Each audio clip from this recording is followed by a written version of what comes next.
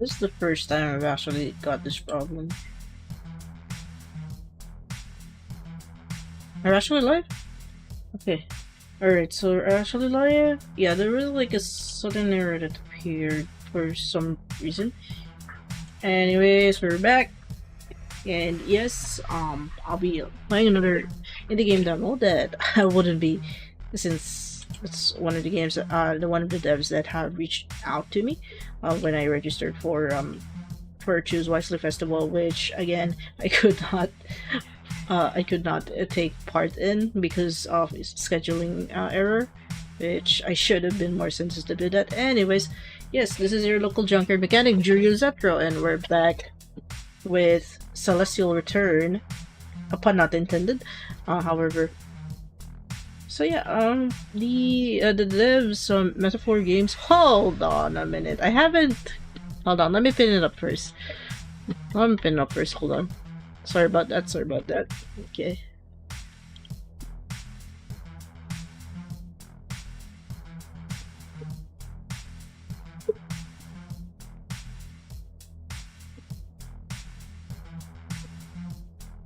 I'm very, very sorry for that. Hold on.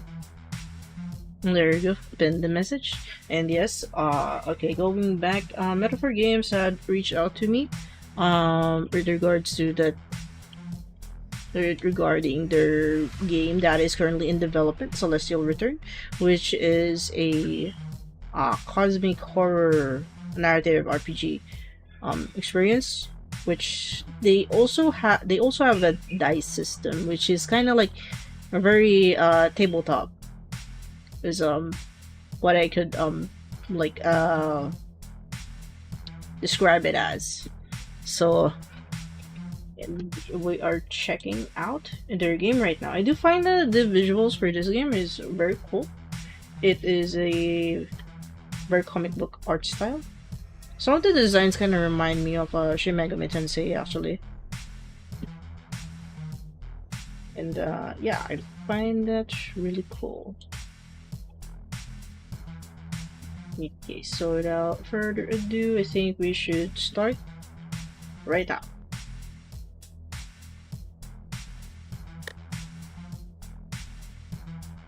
Oh, they have episodes? What about the others? Or is it that you get to choose your race? Okay, I guess we only have access to Earth right now. Earth and boring humans. Damn. Okay. Oh, like that there's like a parallel, was it parallax effect? Like the 3D going on when just like you put it side by side and there's like a different layer of color. Okay, so I have to, yeah, I really have to like read the dialogue out loud here. Yeah. Horde sits alone at the counter in the Crow Jazz Bar, a refugee who those who've given up, trying to keep pace with the city outside.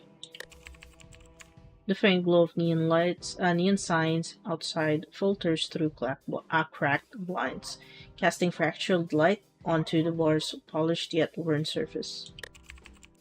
His whiskey sits on the counter, a faint ring of condensation forming beneath the glass. He hasn't touched it. Instead, his eyes are drawn to the television mounted on the wall. Its outdated screen crackling slightly as it broadcasts the evening news. Alright.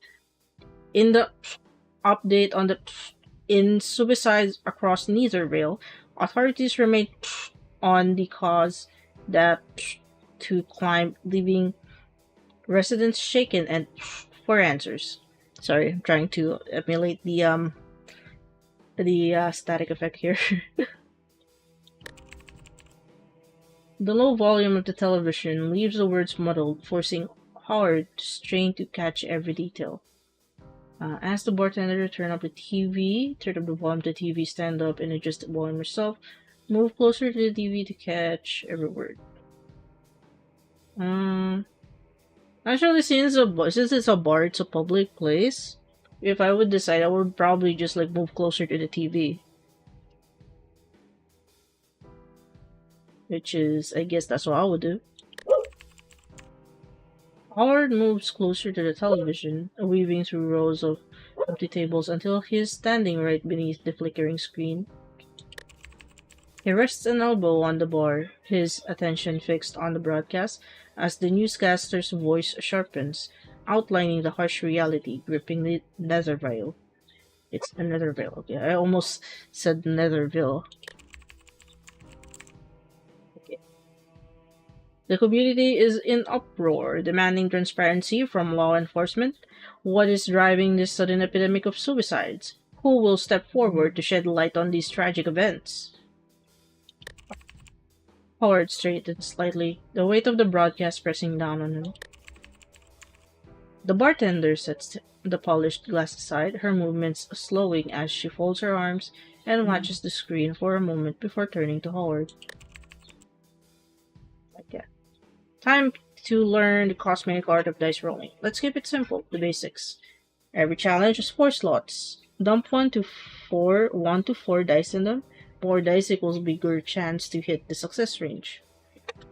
How to roll each die? Roll 2 custom d4s 0, 1, 2, 3. Add them up and add them up. Example: roll a 1 and a 2. That's a 3. And that's a 3, baby. Not great, not terrible. Roll 0 plus 0. We've blamed the universe. Risk versus reward.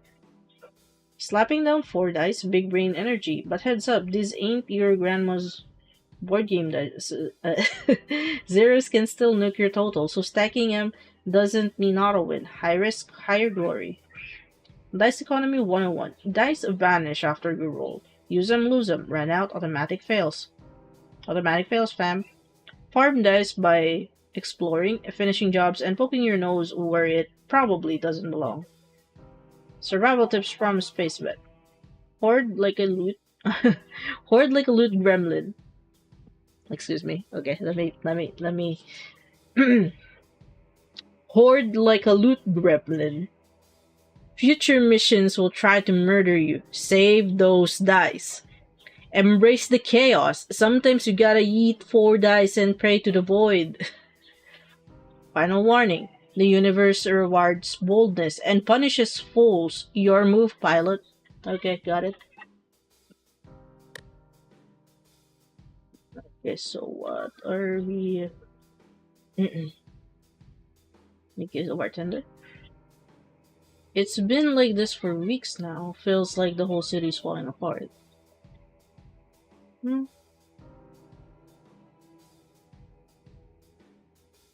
Okay, we have 6 options. That's actually a lot.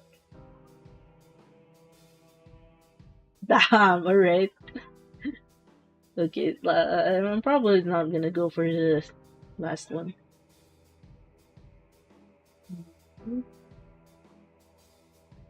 Let's see. If it's not for it, it's not another veil. Do you hear anything about suicides and rumors going around? I don't know if these are like bonuses.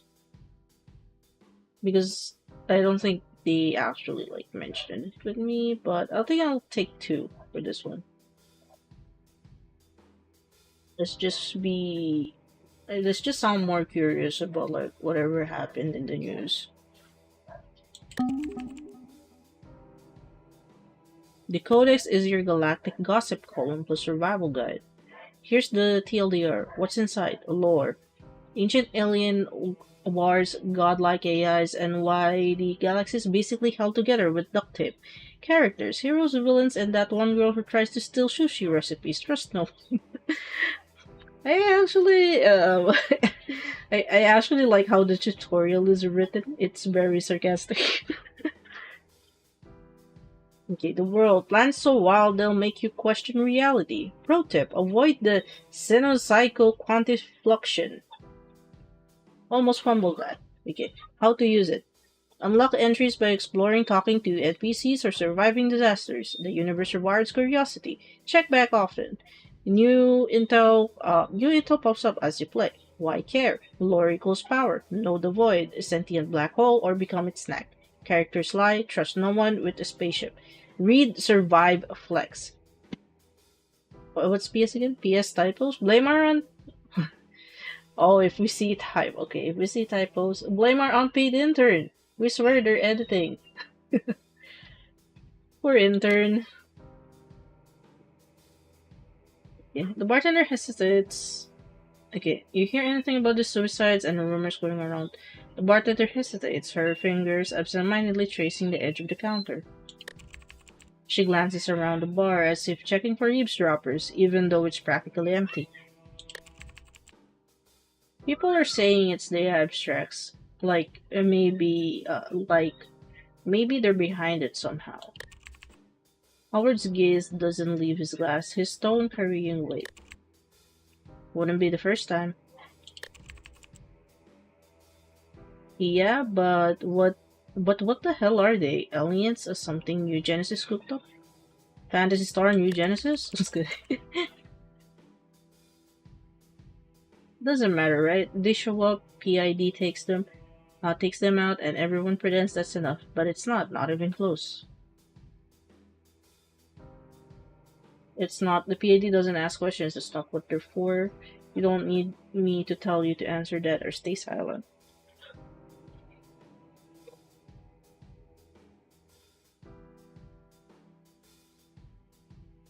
Are you guessing two again? You worked with the PID, you must have seen things. You really don't know what they are either. Nobody knows? No, let's just say I've seen enough to stop asking that question. If I did, we wouldn't be having this conversation.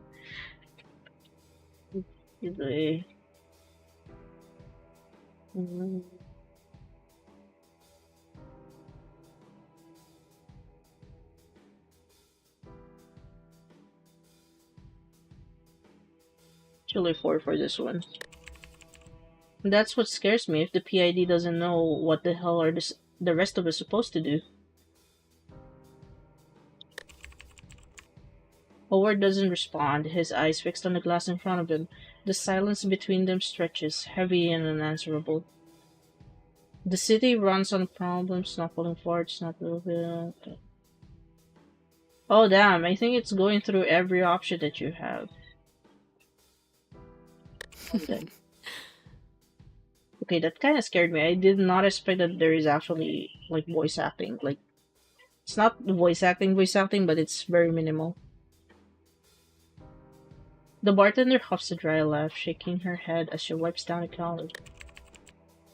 So what keeps you here? The endless excitement or the glamorous nightlife? Your misery with everything. Gosh darn, I heard leaving costs extra.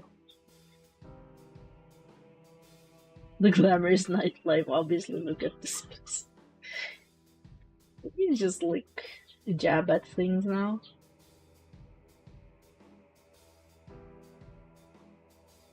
Hey, go first. Bartender chuckles, rolling her eyes. You've got terrible taste, you know that, but I guess that's why we're all still here, waiting to see how far it falls before it finally hits the bottom. The low hum of the TV fills the pause. As she grabs another glass, her smirk fading to something closer to resignation. I will just be... Yeah, I'll just leave it there. Listen to the silence and let your mind wander. Howard leans forward, his elbows resting on the counter, staring blankly at his glass. The bar noise fades, the hum of the TV dissolving into a background whisper, until all that remains is the hollow silence of his thoughts. And then they start.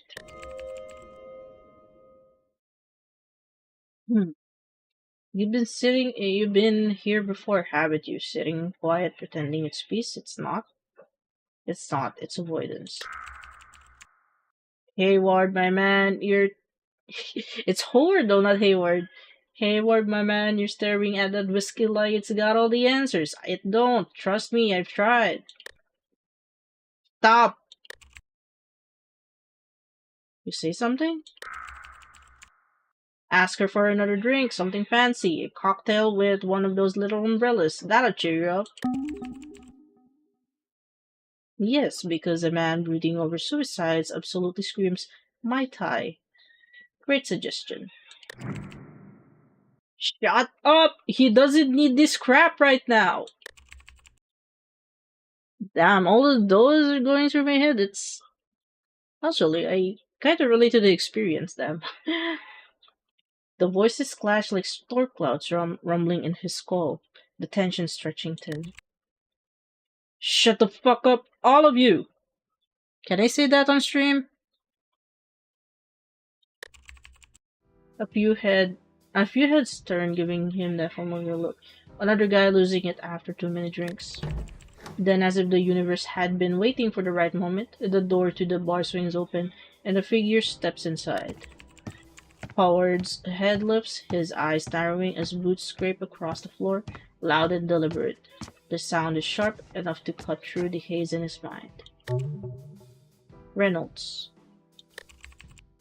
Reynolds locks eyes with Howard, his expression cold tight with urgency. Without hesitation, he crosses the room, his presence slicing through the lazy atmosphere of the bar like a scalpel through flesh. Shouldn't you be out? Shouldn't you be out flashing that badge of yours somewhere? Reynolds pulled out the stool next to him, sitting with a sigh. Okay, this is Reynolds.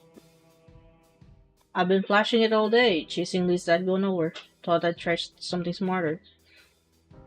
You look worse than I feel that bad. And that brought you here? Must be desperate. I'll go one. Yeah, say what you want, but you're still the guy people call when they run out of better options. Take that as a compliment. Howard taps the rim of his glass with a finger, a faint smirk tugging at his lips as he lets the silence hang for a moment too long.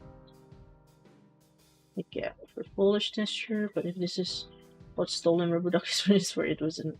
Why me? Don't you have a whole department for this? Not interested in police business, or? I think I know where you're going. I think maybe you should go. I think you know what you're going to say.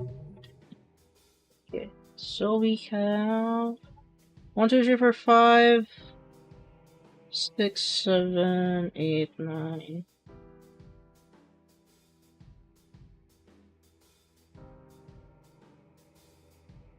Oh, there are special dice. Oh my god. There's curse dice. Emerald dice. Hollow dice. -2.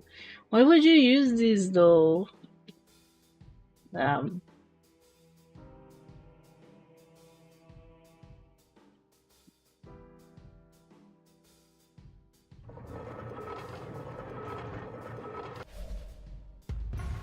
Weed. Oh, there's actually two sides of it. Okay.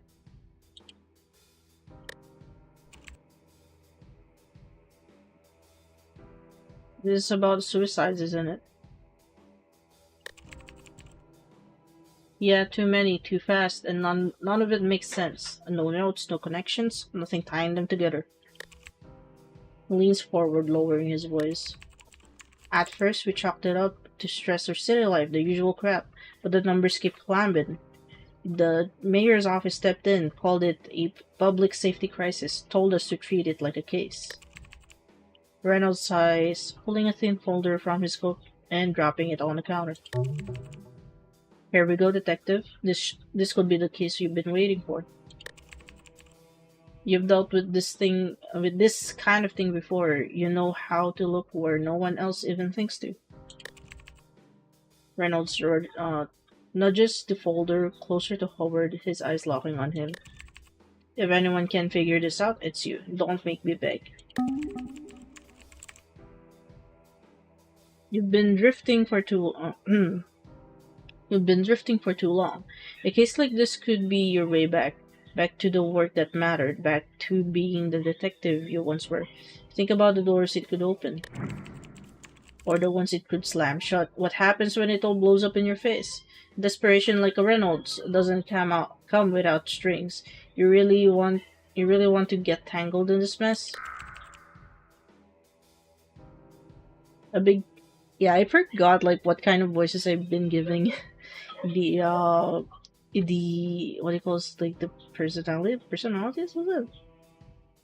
or at least it's like the thoughts, the thought. Oh wait, that sounds wrong. The thoughts inside Howard. A big kiss means a big payday, right? Sounds like easy money to me. Not, it's not about the money or reputation. It's about the people. Someone out there needs help, and you have the skills to make a difference. You know what's right. I'll do it. These deaths deserve justice. Sure, why not? Could be fun. Damn. Fine, I'll look at it, but no promises. No way I'm getting dragged into this. Okay. Getting Howard so far, it doesn't really seem like a person who's too deep into morality or something. Mm,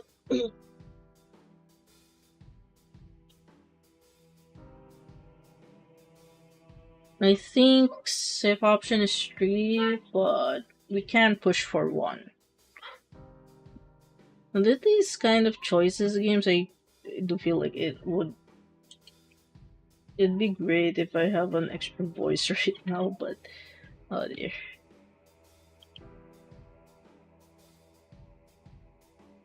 Push 1. We'll push for 1.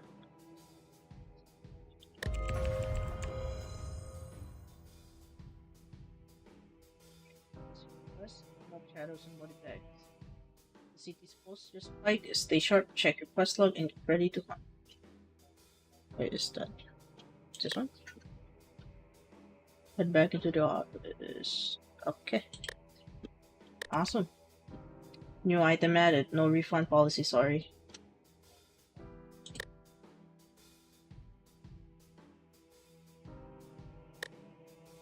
This one.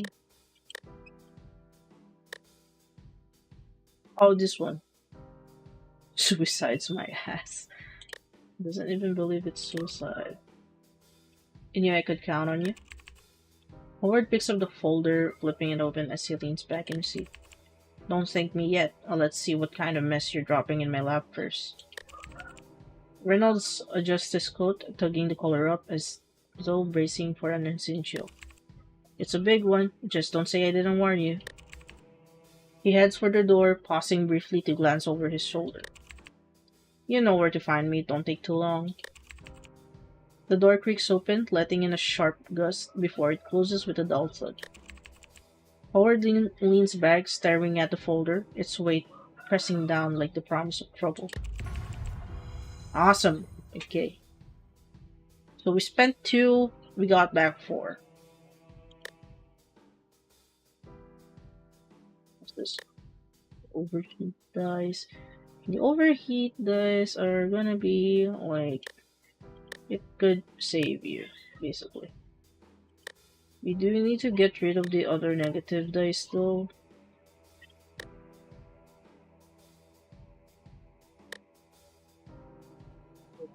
To be fair, I don't want to fail a roll, but we do need to lose them sometime. City's silence offers no applause, but it knows you've earned this.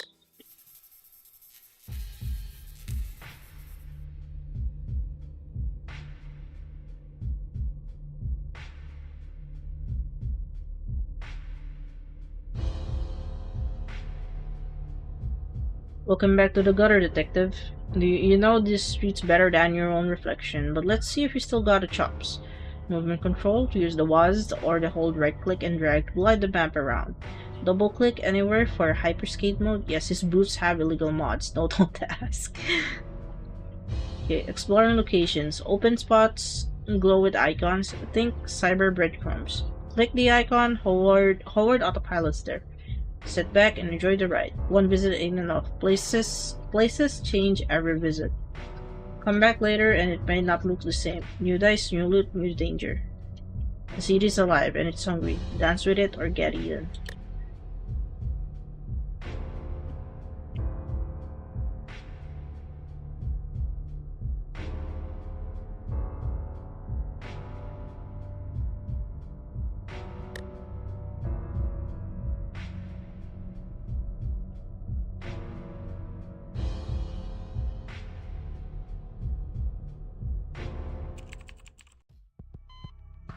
Rain clings to Howard's coat as he steps into his office, the damp air settling in the corners like it belongs there. The folder right on his left sits dead center, daring him to open it. Papers are scattered around it, and a mug of half-finished coffee waits to the side. The coffee's been sitting long enough to make friends with the desk. Don't think it's going to do you any favors now. Howard exhales, his gaze shifting to the mug. The faint aroma of stale caffeine rises as he picks it up, tilting it slightly and watching the liquid swirl, as if the answers might float to the surface. Take a sip of the coffee, stare into the cup and lose yourself in thought. Set the coffee aside and focus on the cup. Okay, so if I'm understanding right, if whenever Howard like spaces out, you basically get, you know, everyone in your head like talking. And it kind of like triggers a negative reaction. Yeah, let's just take a sip of the coffee. Howard lifts the mug to his lips, the bitter, cold liquid scraping against the back of his throat. It does nothing to clear his mind, but it fills the silence for a moment, grounding him in the here and now. Every file like this is a reflection of a life undone. It's not just death, detective. It's the echoes of everything left unsaid. Every choice that let them hear, you owe them at least that much. The longer there, the colder the trail gets. Open the folder. Start with what you know. Yep, virtue and intelligence seems to be like the most,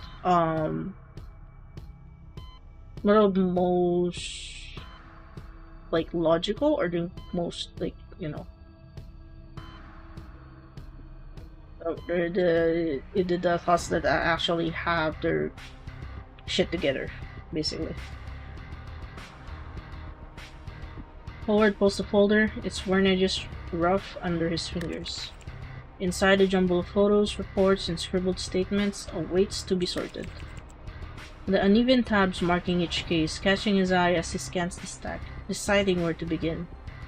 Virtue say yes, silent prayer for the souls of the department. Foolishness, check your horoscope for guidance. 3, start reviewing the case files. I think we can go straight to 3. And again, there's also the virtue choice here. Let's just go start at 3. Howard lays the files across the desk, each name a quiet weight on paper, waiting to be understood. Let's go with the first one. Howard pulls out the Izo Ogura file. Flipping it open, a mess of reports, photos, and dialogues fall into the desk. Review Ogura's background. I think we will check every one of these, so let's just go in order. Izo Ogura, 32, independent, a nest finder.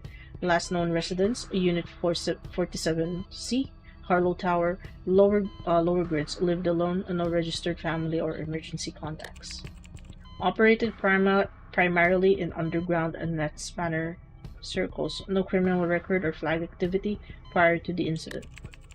Finance is stable, no debts, no known personal disputes. Digital footprint suggests minimal social interaction outside of work-related transactions. Just another ghost in the system until he wasn't. Damn, the crime scene photo. Howard picks up the top photo and studies it carefully. The image is grainy, taken from the wrong angle, like the investigator didn't want to get too close. Izo Ogura is slumped forward in his chair, his neural weave still latched onto his head, the sleek headgear hugging his skull like a parasite. A bundle of fiber-thin cables extends from the device, looping over his shoulders, feeding directly into his approval. Near his console, a packet of nutrient paste lies open on the desk, its contents squeezed unevenly toward the top. It is smudged across the surface, like it was set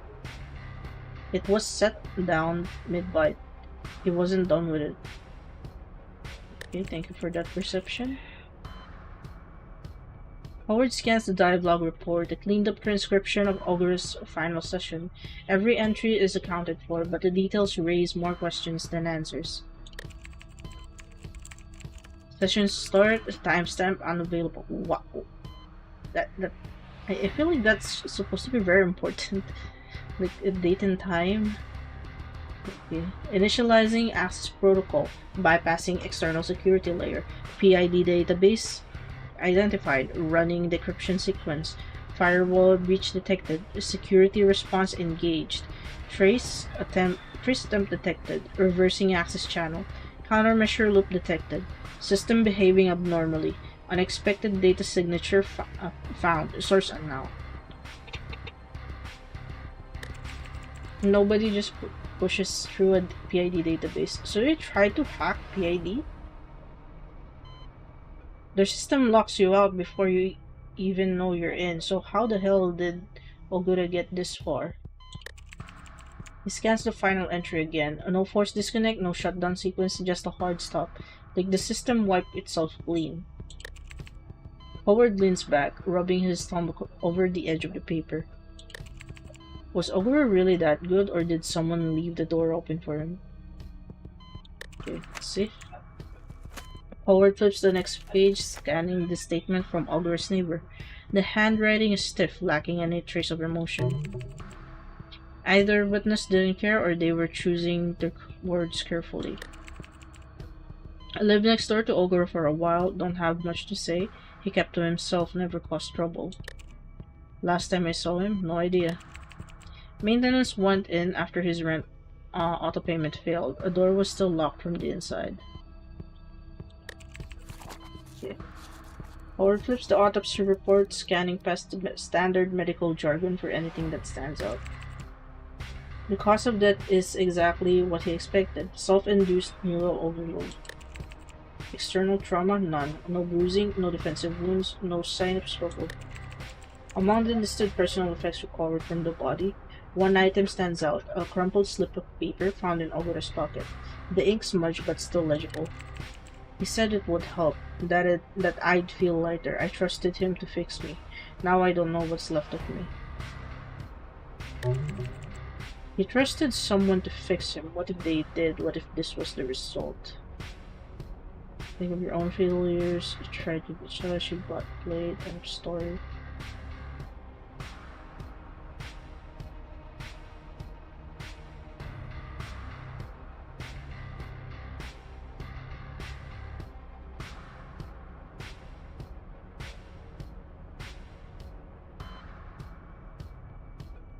I wonder why it's anger issues and not just anger. Actually.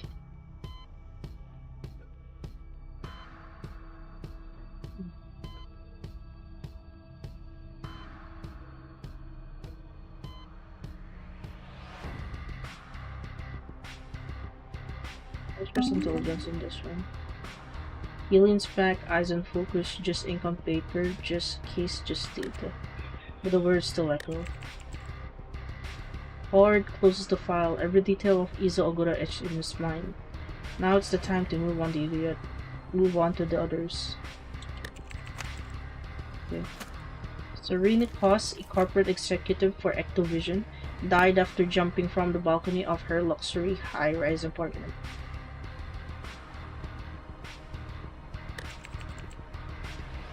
The images show Serena Koss lying on the pavement, her body sprawled like a discarded marionette. One of her legs is dislocated at the hip, the other twisted so unnaturally it barely looks attached. Her head, or what's left of it, has split open against the pavement. Her brain, half mushed, half intact, spills unevenly from the ruin of her skull, streaking the concrete like something that tried to crawl away. He's seen plenty, but this sticks like the fall hadn't just killed her. It had unmade her, rearranged her body into something awful, something wrong. Howard flips through the security report, eyes moving over the transcript. Her balcony railing is low, barely waist high, easy to climb, and just as easy to trip over. But the footage is clear. She didn't fall, she stepped. At 2:14 a.m., Serenakos walked onto her balcony, stood motionless for 6 minutes and 32 seconds, then moved forward like it was the most natural thing in the world. One detail catches his attention. 2:20, 2 hours, 20 minutes, and 46 at a.m. incoming call. Caller ID unknown. Subject steps forward. 6 minutes of nothing, then a call, then a jump. Someone reached her at the last second. Whoever it was, they didn't try to stop her. Howard flips through the autopsy report looking for anything unusual. The cause of death is obvious. Blunt force trauma from high altitude fall. The injuries are exactly what you'd expect from that kind of drop. Nothing more, nothing less. Howard scans the report, pausing at 2 relevant entries. Her approvals, biometric record, and a statement from a neighbor who had been paying attention. A household assistant synced to her approval, tracked her vitals like clockwork. No irregularities, no stress indicators, except for one anomaly right before she stepped off the balcony. 2:20 a.m. serotonin levels spiked abnormally high. No recorded physical stimulus. A neighbor, someone she spoke to now and then, had seen her outside more often than usual. She stood out there for hours, even in the rain. She wouldn't move. She's staring at the sky, just staring at the skyline. I asked her about it once. She said she liked the wind. She said it made everything feel lighter. There's that word. It was in the previous case as well. It's the word lighter for some reason. That word again, lighter. Howard closes the file, every detail of Serenakos etched into his mind. Now it's time to move on to the others. Howard flips open the file, scanning the first few pages. Attalus Gorvez, tech doc. Found dead in his workshop, surrounded by unfinished augments and scattered tools. Cause of death, self-inflicted asphyxiation by a biogel exposure. No sign of struggle, no forced entry. His own hands were at his throat, deep scratches along his neck where he'd tried and failed to breathe. The biogel had hardened inside his airway, sealing it shut. Gorvez used this stuff every day. If he wanted to die, why pick something so slow?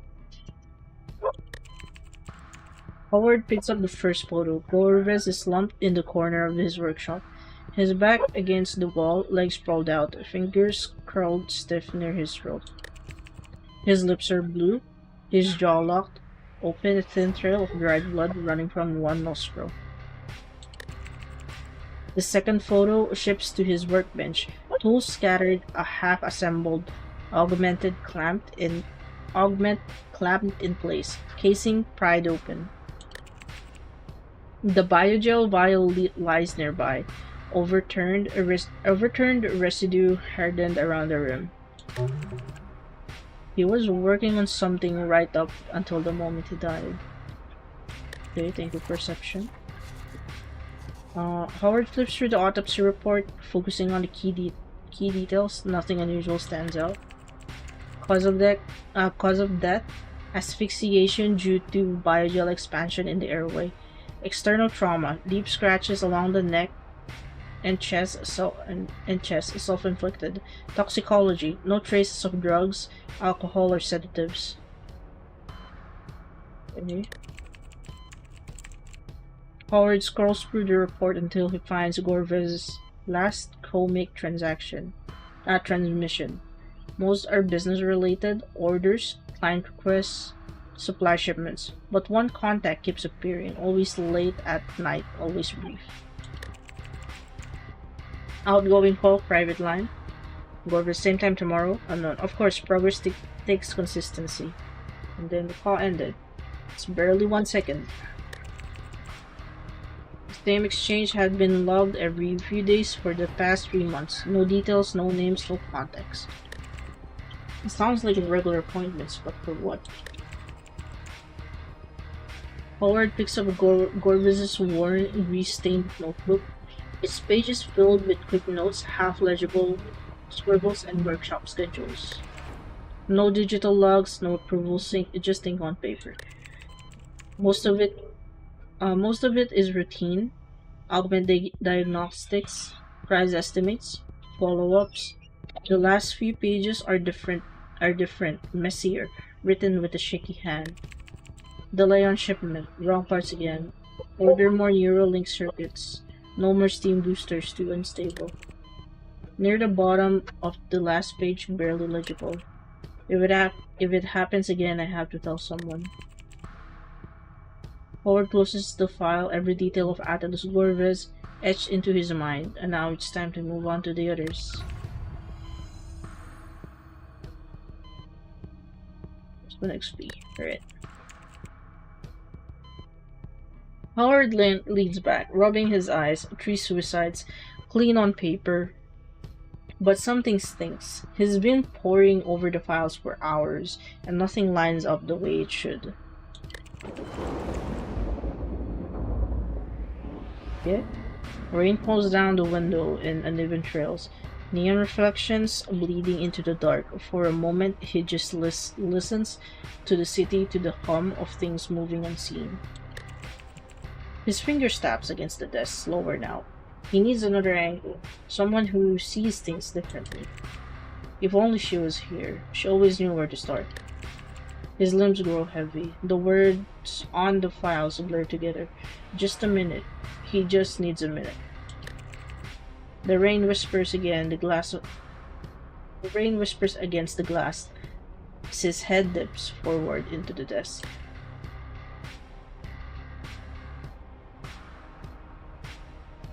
This is actually like progressing faster than I thought. Dull ache settles in Howard's neck, the kind that comes from falling asleep in the wrong place. The stiff leather of his chair hasn't done him any favors, and neither has the pile of paperwork serving as his pillow. Then a knock. I actually like the sound design so far. It's actually like, okay, it brings me to the attention. It kind of adds to the immersion of some sort. Though it kind of surprises me sometimes because it's so sudden.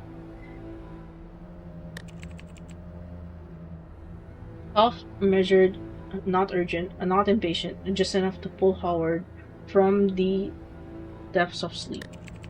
Howard stares, blinking against the grit in his eyes. His brain claws its way out of dream-falling bodies, static-laced voices, and collides with reality. Then another lock, louder. Someone's begging for broken nose before breakfast. Yeah, who is it? Unless you've got coffee, piss off. This better be important. Check the time before answering. Reach to your gun in the drawer. Pretend you're not in or don't make a sound.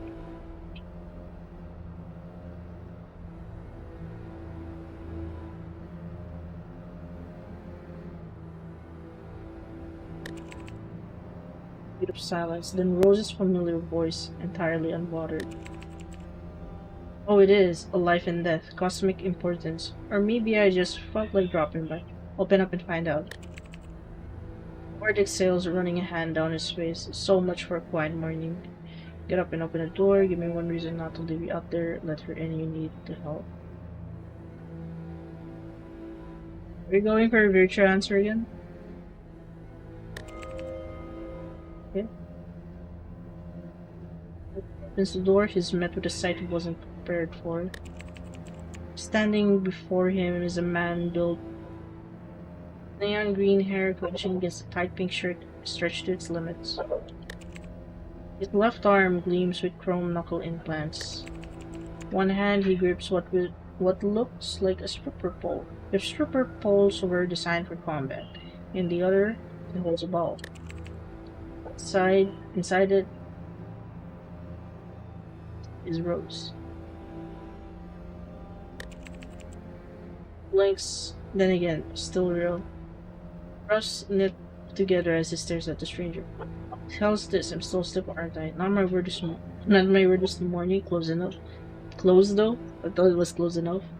Should I be impressed or concerned?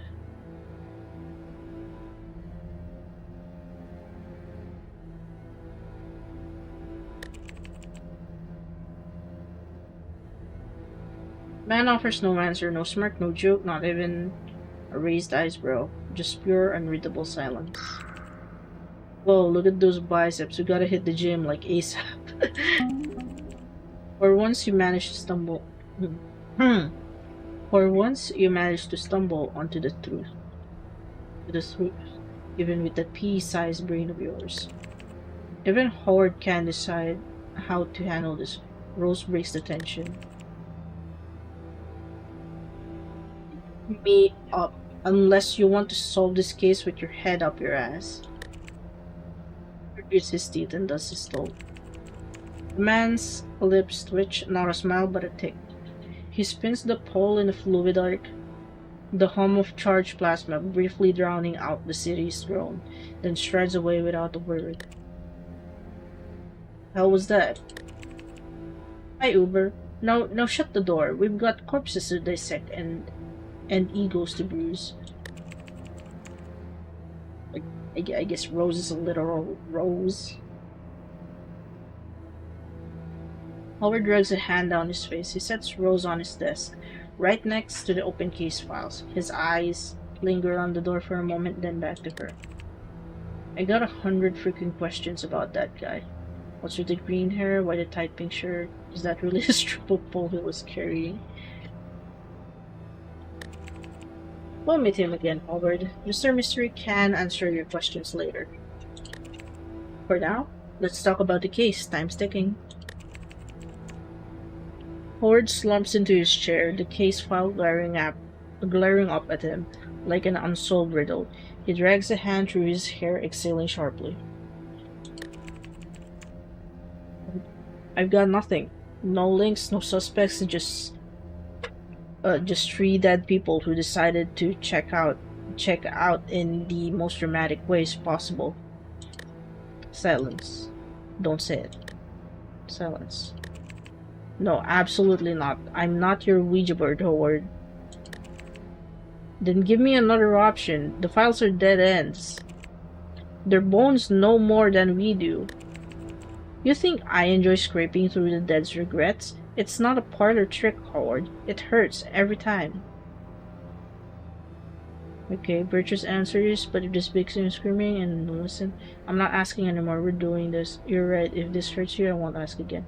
So we have two Virtuous options. One that side, in concern to progressing the case, and the other, just not force Rose to do this if they don't want to.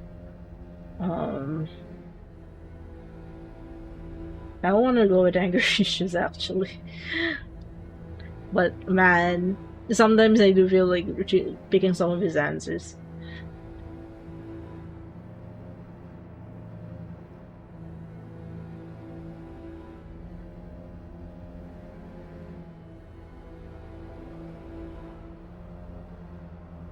Let's try to convince a bit. Spare me teamwork speech. You'll stand there like a brick wall while I choke under sorrow again. Whatever, let's go before I remember how much I hate this part.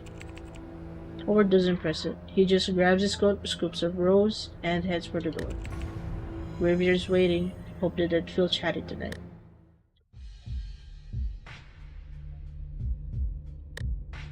Dead people are easier to they don't interrupt. Okay.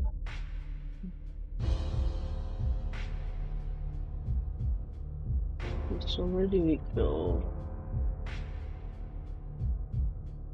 Soldier's Paw. There's the graveyard. Oh, there's people out here though.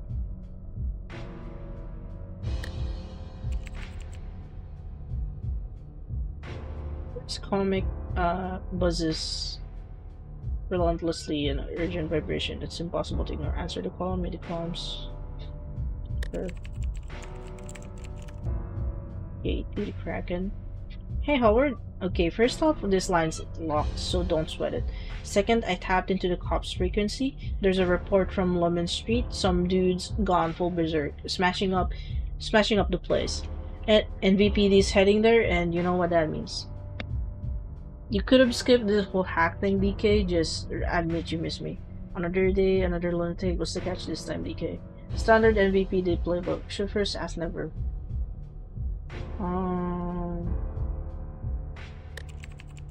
Bigger than this one guy. I've been following a pattern: hack boosts, people snapping, and the usual police cover up with bullets. If we can take this one alive, we might finally get some answers. So you win, or should I find someone who still gives a damn about the truth? Find one. Was it cheap? One Keiko? You really know how to switch on the guys into risking his neck, and I'm in.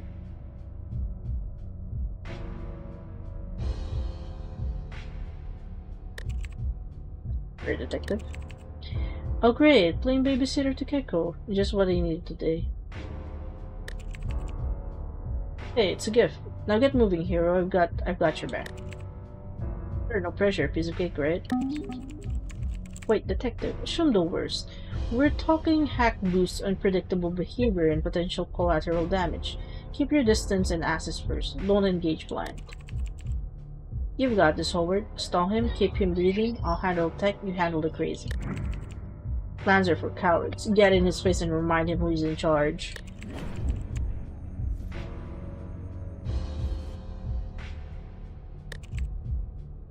Got it. I'll ping you when I'm close.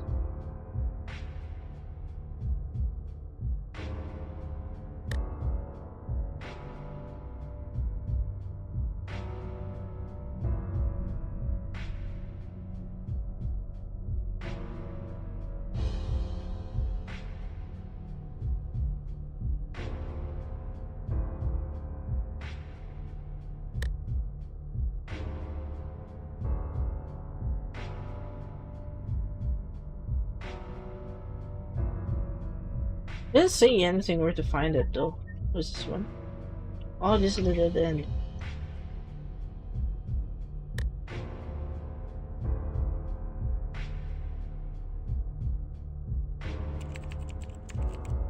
Howard and Rose stands in the mouth of the alley. The walls are covered in anarchic graffiti. Neon lights buzz faintly, casting flickering shadows over the piles of trash. The air is thick with a cocktail of filth, rotting garbage, mold, and something disturbingly organic. You sure about this, Howard? Even the rats are like, nah, not tonight. Seen worse, done worse, survivors that's added to the list. This place feels like home to me. You're right, let's not play hero tonight.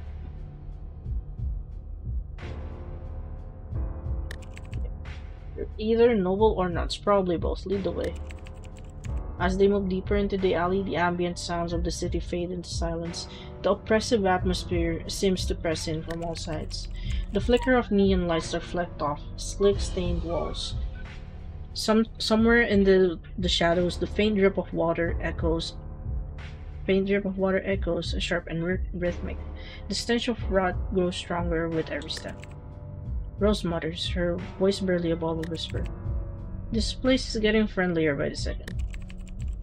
Then a sound, a faint scrape of metal on stone. Howard freezes, instincts flaring, another step forward, and he catches the flicker of movement out the corner of his eye. From the darkness, a figure steps forward, deliberately and slow. Keiko blocks their way, his sharp, predatory eyes locked onto Howard. Oh, okay, it's the guy. Get away, you can't take me. Get away! You can't take me back!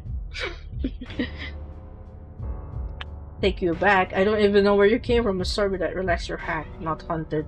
Let me help before you short circuit. Dial up the ground and let her turn to some.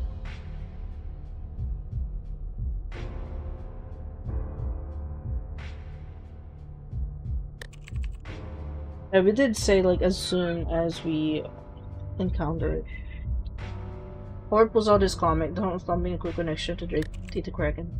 Your show now, DK. Just tell me what to do. About time. About time. Hold tight. I'm jacking into the spectral sight now. Keep him talking and don't let him go full meltdown. As DK works, Howard's eyes narrow, focusing on Kiko's jittery movements and the gleaming boosts along his limbs. These boosts, they weren't cheap, not even a decade ago. Whoever this guy used to be, he wasn't small time. The Kiko's erratic breathing grows louder, his eyes darting around the alley like a cornered animal. They're here, they're in the walls, the air, watching everything! He's not wrong. His signals lit up like a Christmas tree. I can isolate the source, but you've got to keep him in one piece. This'll take a minute. Don't move, don't breathe, pretend you're invisible. Easy there, dude. There's, let's figure this out together. A red but No! Anger issues, stop. Guntimidation, time intimidation. Convince the Kiko that you have the voices in your head too.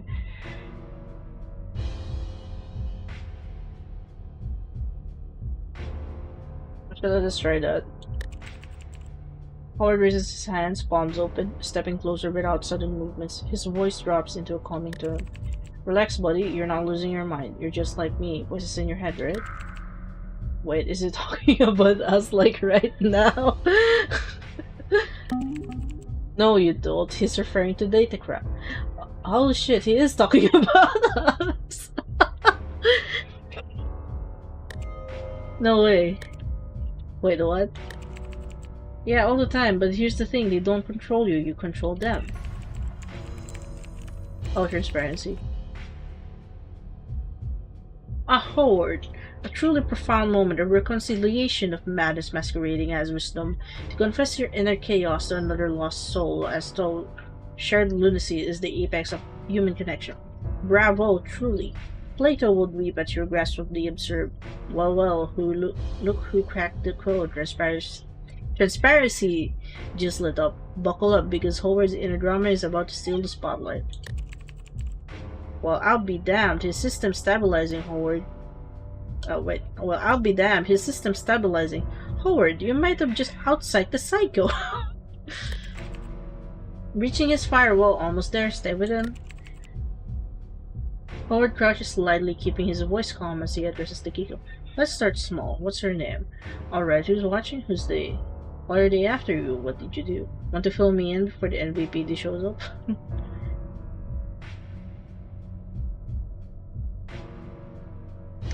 Probably the first one. Ghost in the wires. Watching, listening track. Wait, hold on. Ghost in the wires. Watching, listening, tracking. Yeah, well, I've dealt with worse than ghosts. Talk to me. What are they after? Ghosts in the wires? Fine. Who put them there? They're not crazy. You're not crazy, but I need you to focus. Tell me what you know. Who's watching? Who's pulling the strings?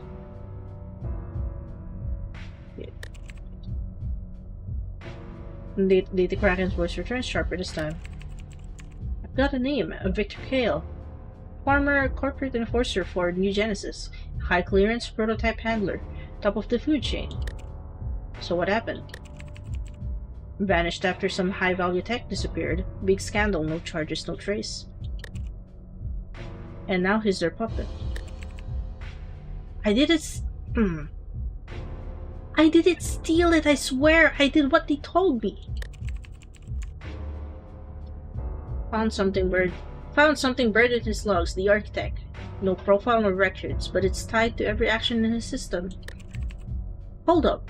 There's a backdoor in his approval, and it's live. They're locking me out, Howard. Do something fast. Okay, persuasion, blah blah blah, moving the hacker, appeal to Victor's humanity. Kill him is the only way. No.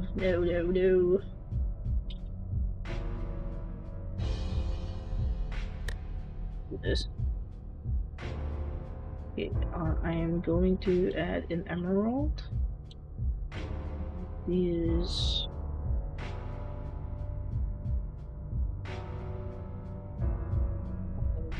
This oversheet.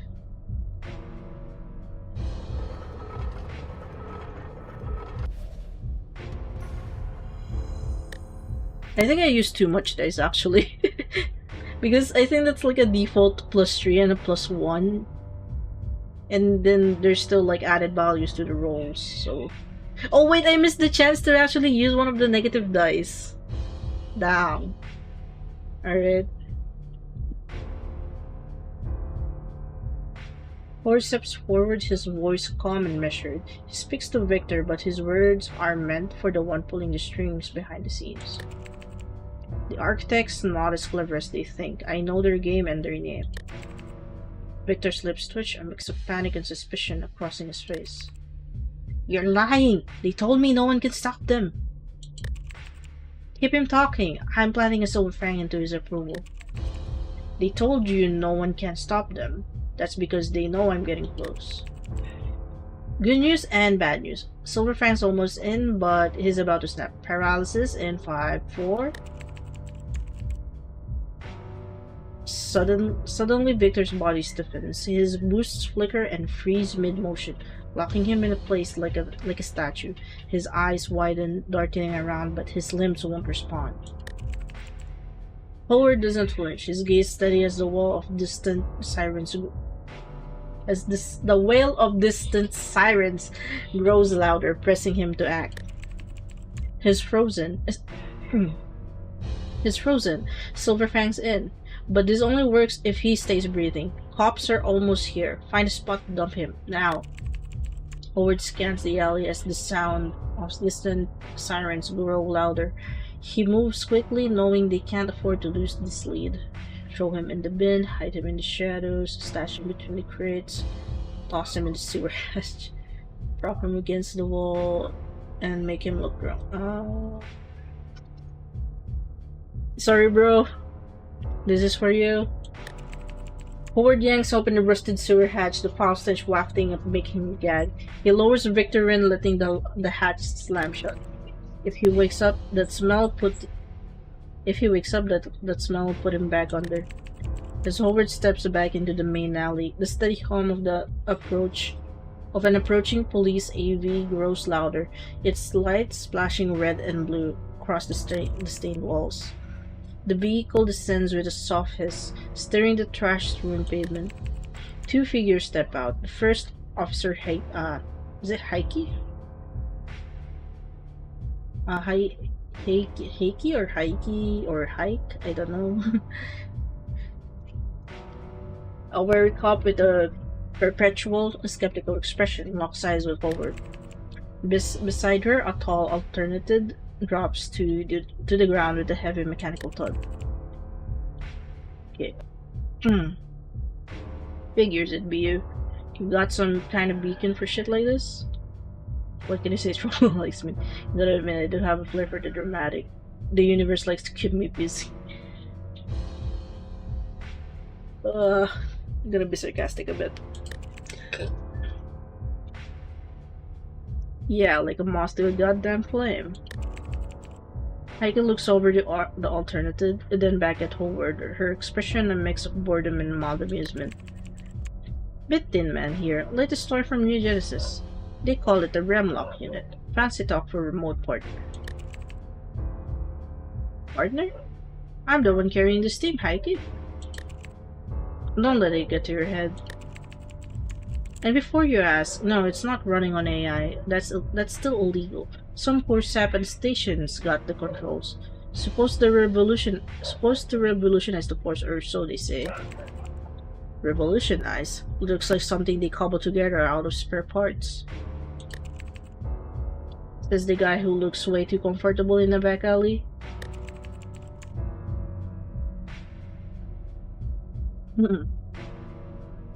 Yeah, well, New Genesis loves shiny braiding. Meanwhile, we're stuck field testing their half-baked experiments. So basically, it's just a glorified remote control with legs. Explains the attitude. Keep talking, buddy. You're real close to making my list. Alright, enough introductions. Let's cut the small talk. You gonna tell me what the hell's going on here? Or do I have to start digging? They're not here to dig, they're here to check a box and move on.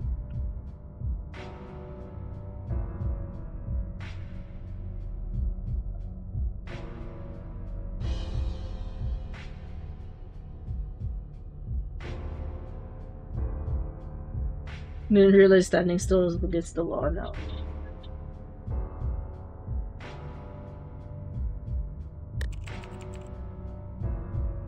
Got a report about some kind of disturbance. You wouldn't know anything about that, would you? Disturbance, I've been sitting, maybe check your sources. Sounds like false alarm.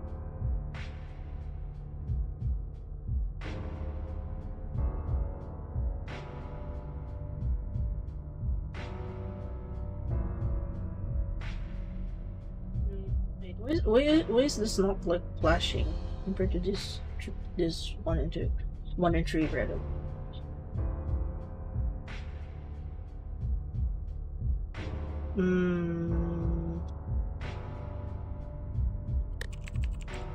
Right, stay out of trouble, Howard. Paperwork with your name on it is the last thing I need. Heike and the Rumlock units stepped back into the vehicle without a second glance. The AB's engines roared to life, lifting off and vanishing into the neon haze. The alley falls silent again, leaving Howard alone. Wow, real defenders of justice there. Wonder if they even bothered to turn on their scanners. Howard adjusted his coat, his gaze lingering on the shadows where Victor's paralyzed body lies hidden. So what now? Can't just leave him like that forever. The comic crackles softly and Aditi Kraken's voice cuts through, sharp and steady. Silver Fang's holding for now, but it won't last forever. Whoever locked him down still has access. If we don't figure out who they are, they'll just trigger him again. Howard pulls his collar up, stepping into the open street as the quiet hum of the city begins to fill the space again. Yeah. Quest complete. Nice work, the city owes you one. Quest complete and your legend grows. Keep your head sharp for what's next. Start there.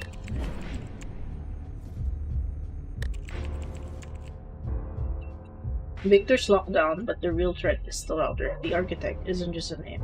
It's a target, and Howard knows he doesn't have long to find them. Okay.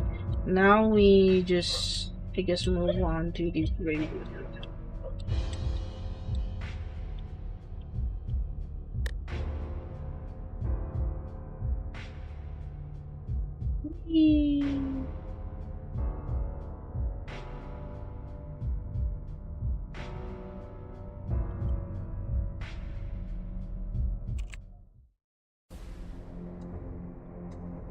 The reveal buries its dead in two ways. The wealthy sink into the earth like fallen jewels, swathed in silk and steel and toned beneath marble, carved with lies about their virtue. Their ornaments polished, gleaming, cling to the corpses like parasitic heirlooms, a final sneer to the world. See how even death cannot dull our shine. The rest burn, their flesh is reduced to smoke and memory, their ashes crammed into columbarium skeletal shelves. No silk, no steel, only barcodes and whole clatter of recycled boosts. Metal outlives them, it always does. Howard stands in the old graveyard, the statues loom around him, their faces melting under the years of acid rain, a slow erasure just like the bodies beneath them. No amount of boost can outlast the pull of the earth. The gravekeeper digs. His shovel cracks the earth with a wet, rhythmic gasp, each thrust deeper than the last. Howard watches his gloved fingers curling into fists. The dead deserve their rest, Howard. We should not be here. If they knew something, they should have talked before war food status. The gravekeeper keeps his eyes low, not out of respect, out of fear. Howard silenced them all. Gravekeeper steps back, boots slurping mud. He doesn't speak, he doesn't nod, just dissolves into the oak's shadows, leaving the hole gaping like an open throat. Howard kneels, the coffin lid groans, and he pries it free. Inside, Izo Ogura's body lies still, his face hidden behind a mask of solid gold. Howard doesn't need to guess what it means. A devotion mask. A mark of the people who believe in the abstracts, not as monsters but as gods. Abstract worshippers wear them in death, or are forced into them, depending on who tells the tale. This just got worse. He moves to the next coffin, Serena Cos. Same mask, same hollow stare. The third, Atellus Gorvis, gold again, flawless and cold, as if poured liquid over his screaming face. Yet there were believers. Howard straightens, jaw tight, scanning the three graves before him. Examine the golden mask, and the interior survive. Survey the grave before continuing to examine the physical and split yourselves. I wonder if we do get like every choice here.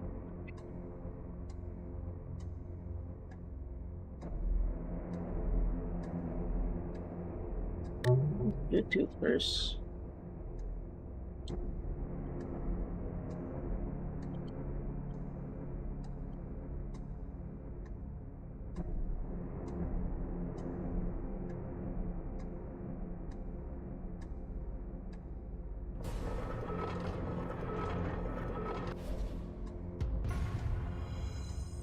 Okay.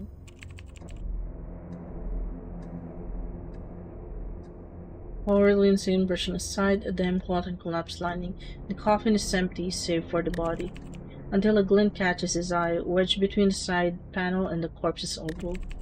He reaches in and pulls out a small polished die. Smooth edges, a faint shimmer to its surface. It doesn't look like it belongs here. The dead don't need luck. Just one die granted. You just robbed a corpse. Proud of yourself. It wasn't hers.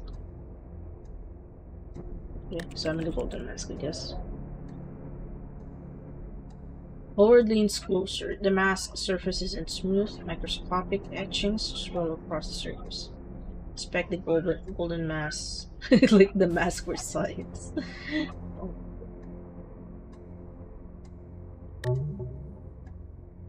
Gando.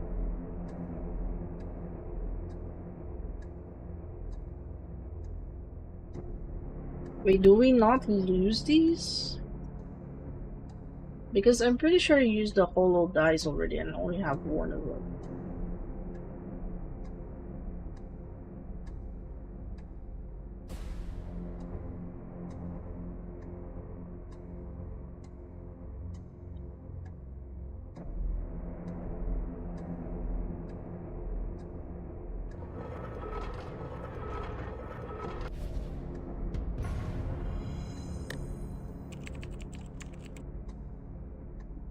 The gold catches a flicker of light as he angles the corpse head gently, trying not to snap anything delicate. His eyes scan every curve, every shimmer on the mask's edge. There, just beneath the left cheekbone, almost lost in the curves of the etching, two faint letters. VK. Initials, a maker's mark or a name.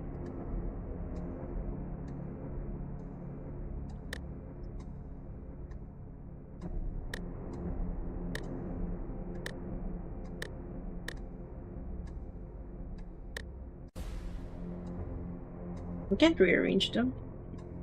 I'm almost out of dice, by the way. I think I've wasted them too much. Oh my god.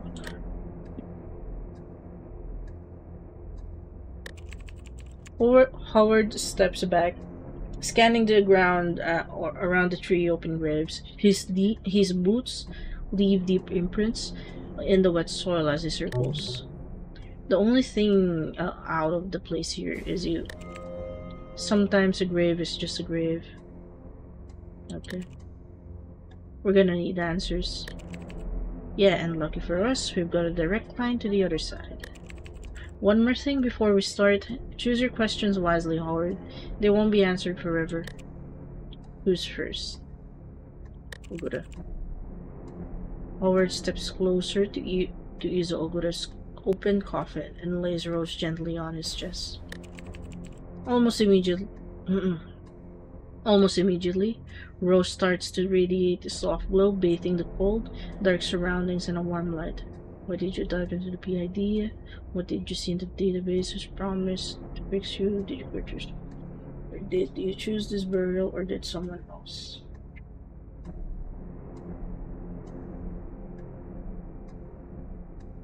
Actually, I think number one is actually a really important question. Silence the screams, he said. Confession would drown them, but devs don't dissolve in salt water.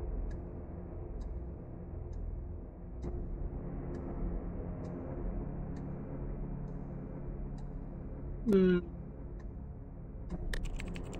A listener, a mirror, a man in white who called guilt a disease and sold me the cure.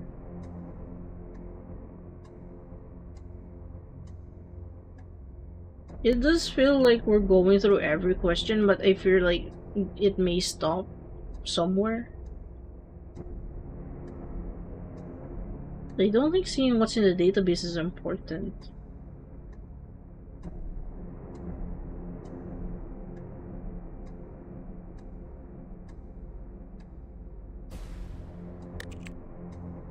They did enough to make me lighter.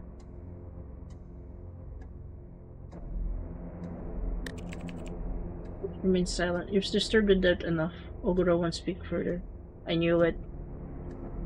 So you only got 3 questions. Howard steps closer to Serena Cross's open coffin and lays a rose gently on her chest. Why did you jump? Who called you right before the jump?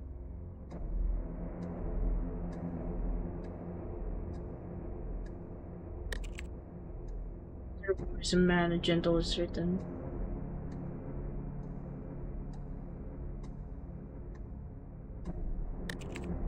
I wanted the guilt to die, and we were the same thing.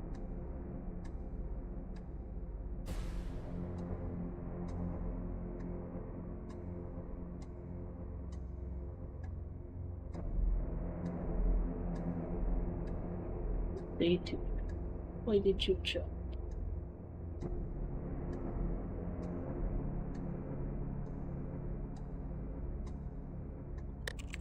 You promised freedom. The fall, like flying. The wind would carry the weight I couldn't.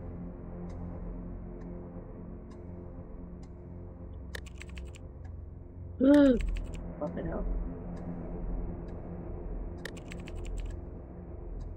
Almost okay. Horus is close to Atlas Gorba's coffin and lays Rose gently on his chest. Almost immediately, Rose started to radiate softly, bathing the cold, dark surroundings in a warm light.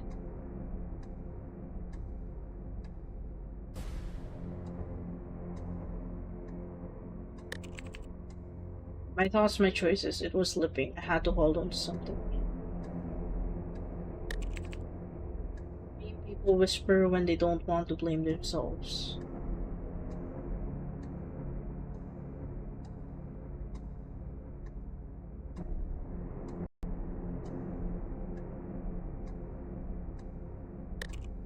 No.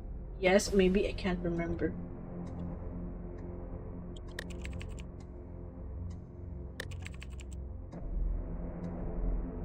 The graveyard returns to darkness as the rose's glow fades, leaving them standing in silence.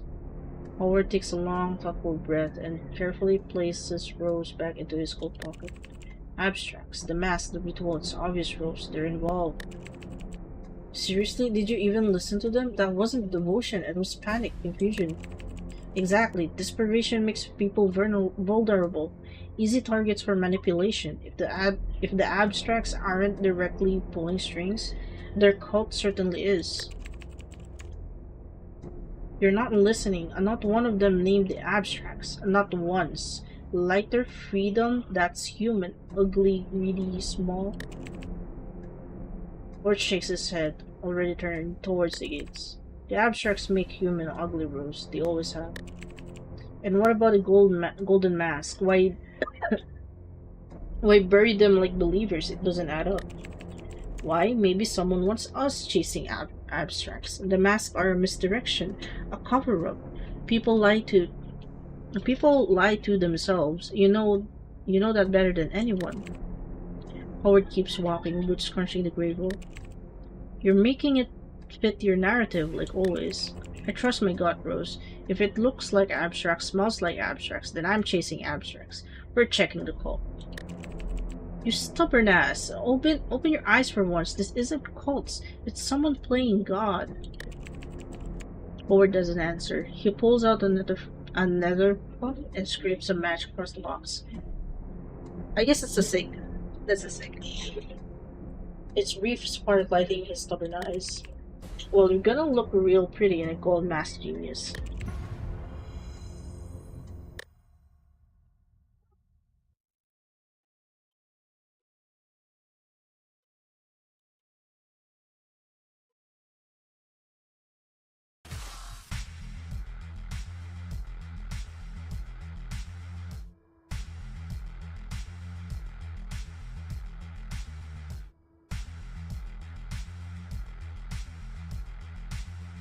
Wait, is that the whole demo?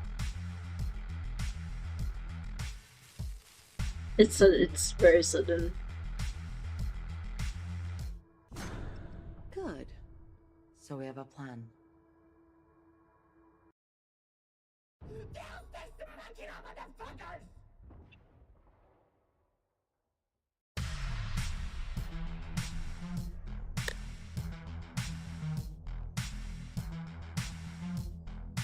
Okay, I think that's the demo so far.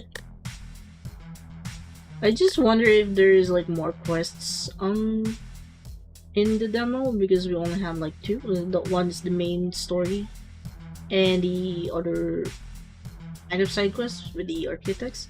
I just don't know if I can call it a side quest.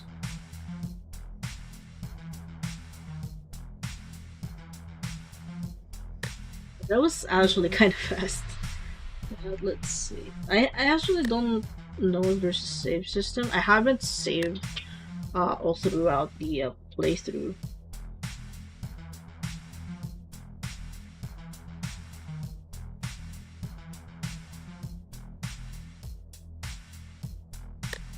It's going to be a skip button.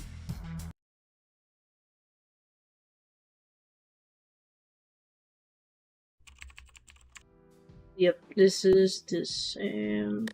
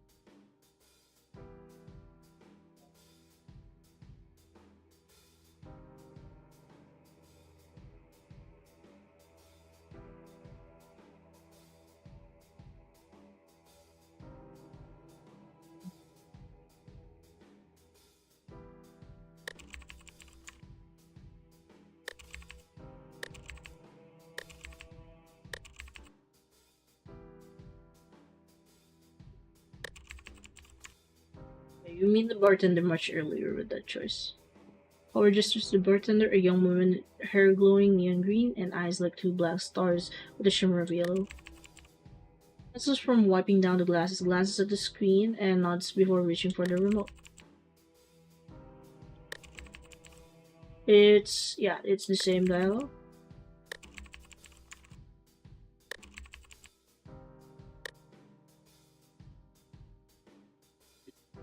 You're the person. You're just gonna hit on her.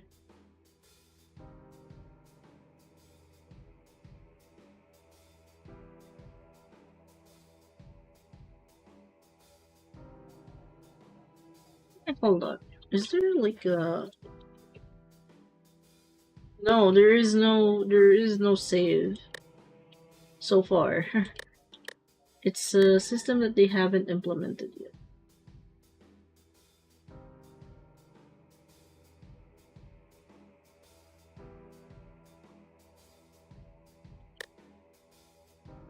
Wait, because I've unlocked like transparency during the architect quest. Let's see.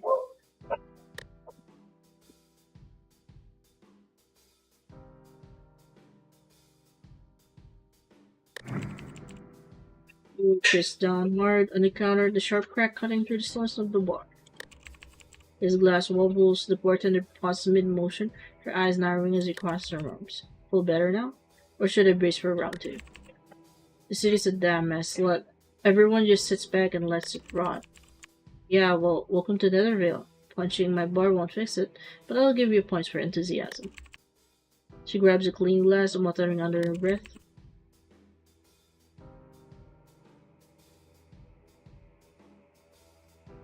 Break the counter. It's older than both of us.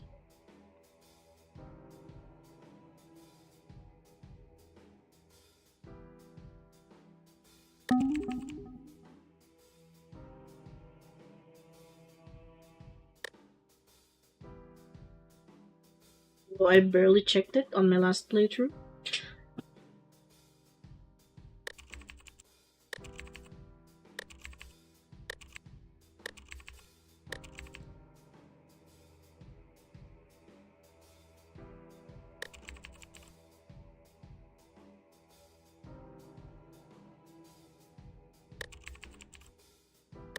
Oh, wait, this is also the choice I've shown earlier too.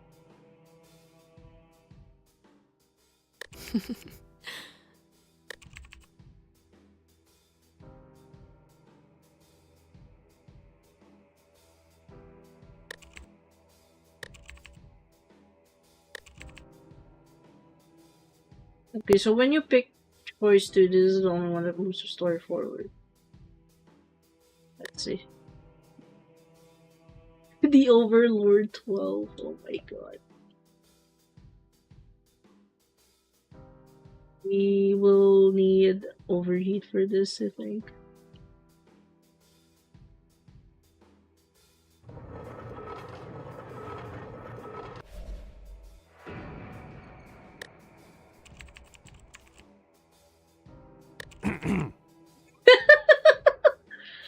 Okay, I bet.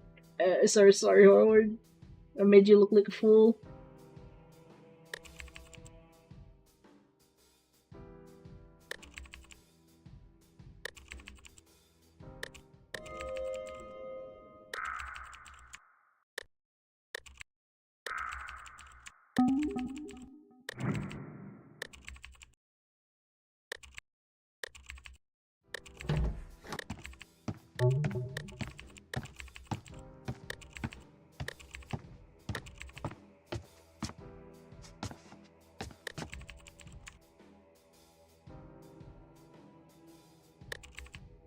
Same dialogue, with, I guess, like any answer that you provide.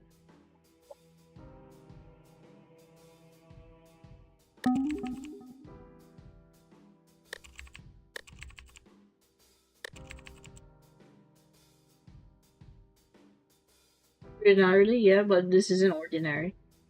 It started small, a few suicides here and there. Alright.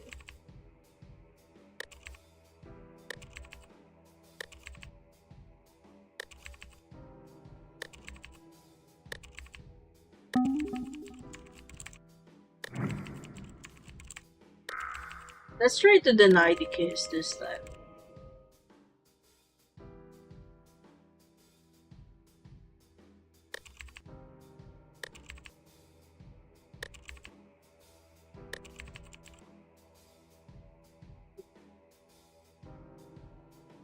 Different, and I didn't ask for her. Okay.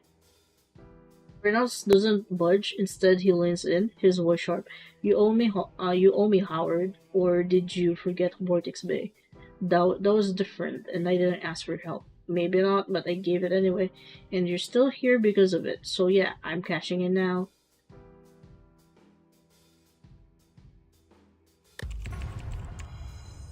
Yeah, I guess no choice but to accept it.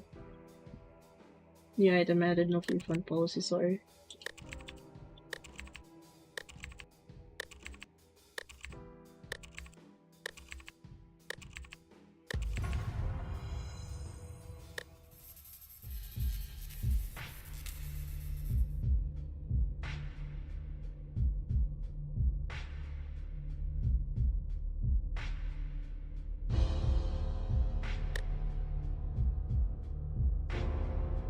Stop. Just some of the other locations, they're not necessarily because they won't show up.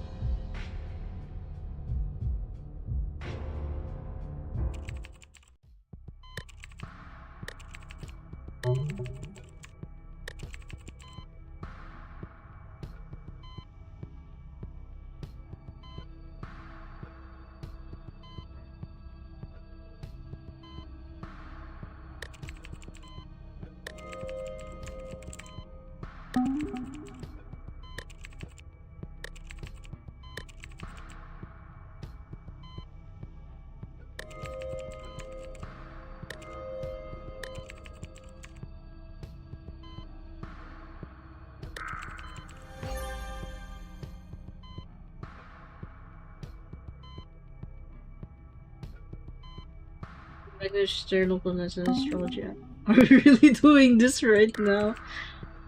Relax, maybe the stars don't have the answers you don't. Scrolls past the banner ad for Chakra Enhancer 3.0 and a pop-up offering of 10% off psychic neural tuning before finally landing on his horoscope.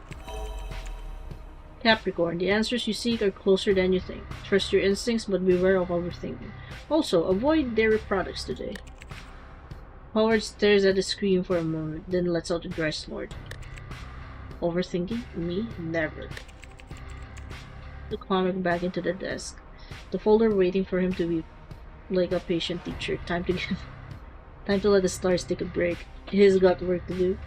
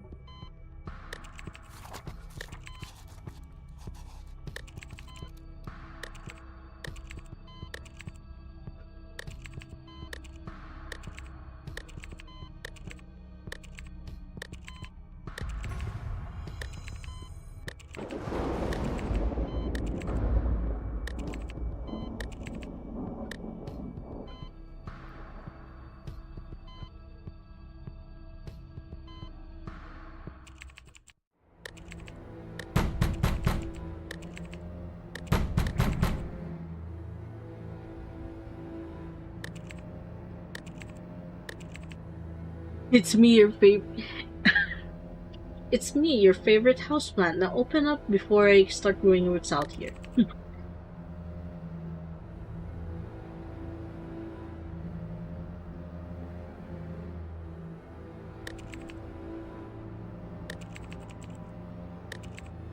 Really, this is just transportation, this guy.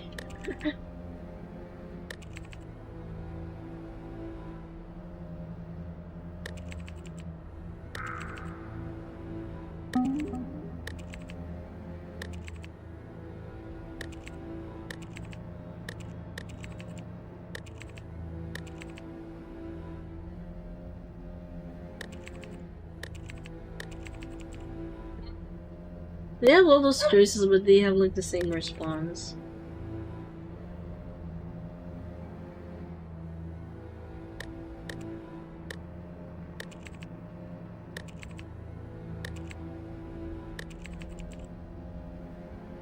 Where's the first then? That's uncharacteristically gentle of you.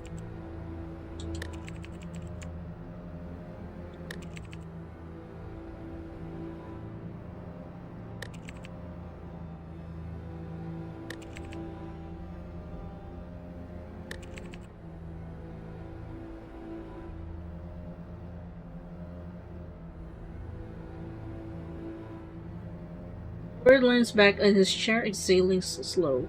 The case files sit there, stubborn and silent. Then he jolts up, chair scraping back, straight to the kitchenette, a closet with a sink and a freezer, humming like a dying alternative. Smacks the ice tray, shattering a frozen lump into the jagged shards. Just do the ice trick. Might guess does something. Ice water? You know I live for that freezing clarity. Of course you do. You're practically a popsicle with opinions. Amaranth. The glass, Rose plops into the water with a plink, her stem coiling like a disgruntled serpent. Tastes like your freezer's been storing regret, but it'll work.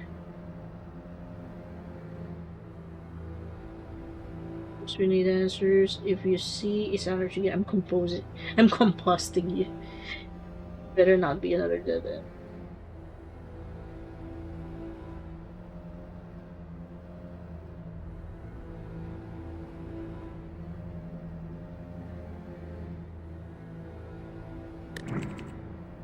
The man who's been chasing his tail. You're the dead end, now watch.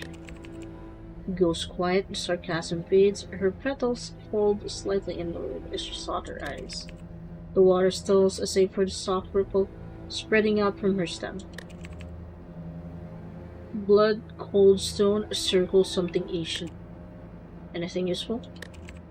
Rose's petals twitch, but her eyes remain shut. So much blood. Silence. Then her eyes open. She shakes herself off, shifting in the now lukewarm water.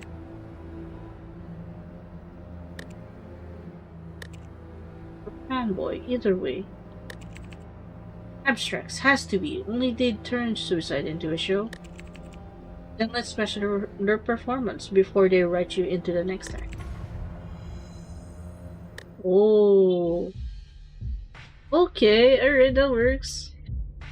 Wait, so no... I guess when I start moving, DK is gonna contact me again.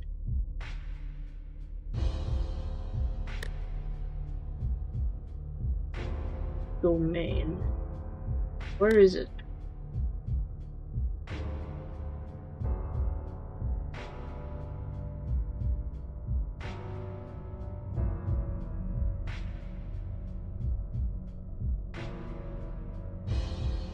Is it here? Weird.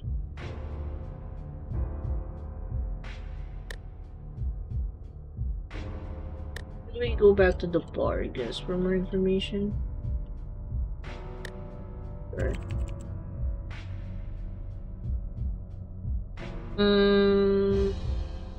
I will try with comms right now and just focus on this single quest. First, flipping the mute switch, the comics off, and all eyes on the mission now.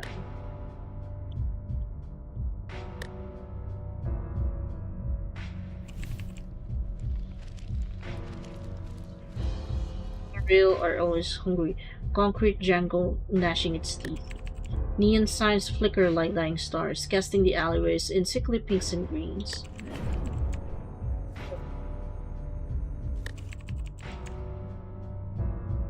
Detective's boots splash through the puddles of oil slick rain when crash! The sound of the breaking glass tears through the static. What the hell's that? Just another day in Netherville? Sounds like trouble found me again. You sure it's not just your stomach growling? I'd be thrilled if it were that simple. Alright. Let's see what kind of mess we're walking into this time. Howard stops dead in his tracks, eyes locking onto the source, cyber sashimi, a dingy joint notorious for serving sushi with a side of attitude. Only tonight it looks like someone's taking more than just the usual order.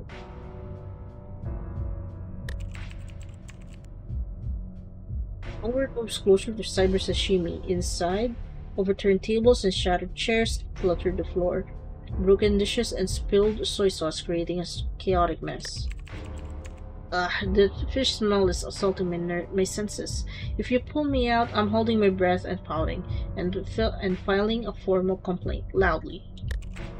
Fully noted, just try not to pass out on me.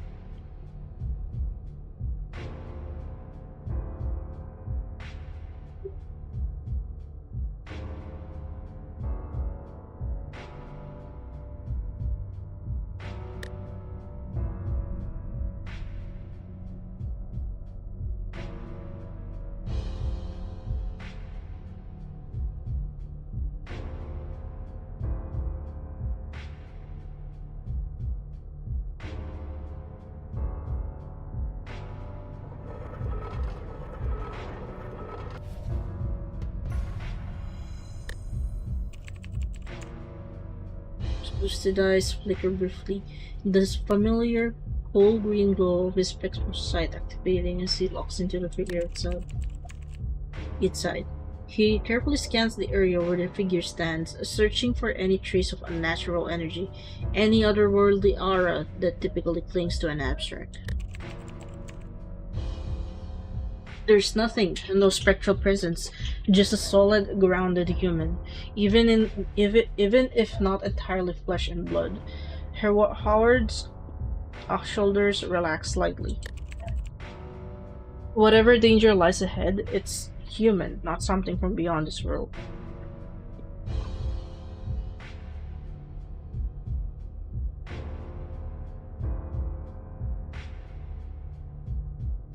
Get inside and confront. Howard takes a deep breath, shielding himself from what's to come. He grips the door handle, pushing it open with a deliberate calm and steps inside. The scene that greets him is a mess of spilled ingredients, raw fish slashed and scattered, rice smeared across the floor, and seaweed torn apart and strewn everywhere. And in the middle of the chaos, Chef Hero, the old man behind the counter, is staring at them like he is ready to gut a fish, or a thief, with the legendary blade of his. Detective, what are you seeing in the moment of desperation? A seasoned chef fighting to defend his honor and his rights.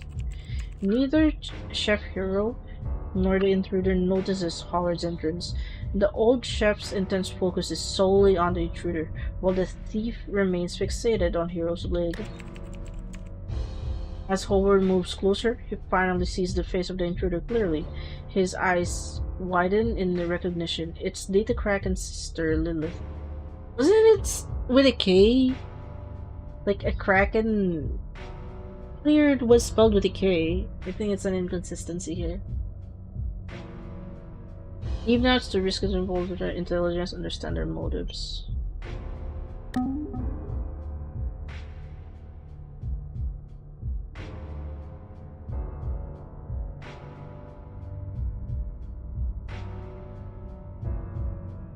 All the negative dice are moved up.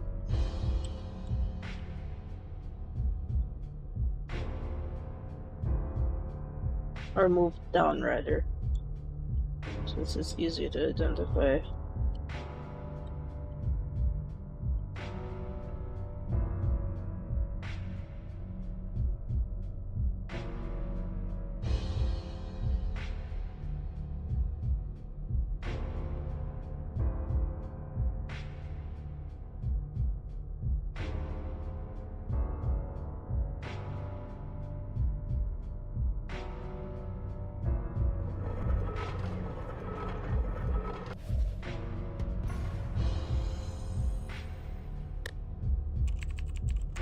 Howard carefully watches the heated interaction between Chef Hero and the intruder. As he listens closely, he catches fragments of their conversation.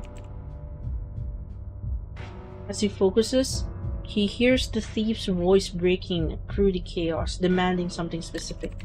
The thief's desperation is clear as she repeatedly refers to a secret recipe that she's determined to steal.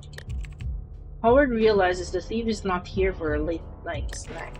She's after the recipe, Hero's secret weapon that's got half the city talking and the other half doing. Howard's mind races as he processes the situation. Chef's hero's defiant stance, the intruder's frantic movements, it's clear that the things are about to escalate.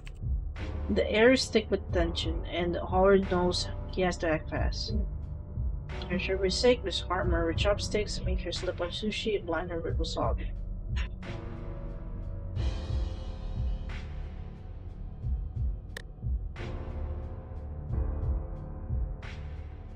I already used my overheat though.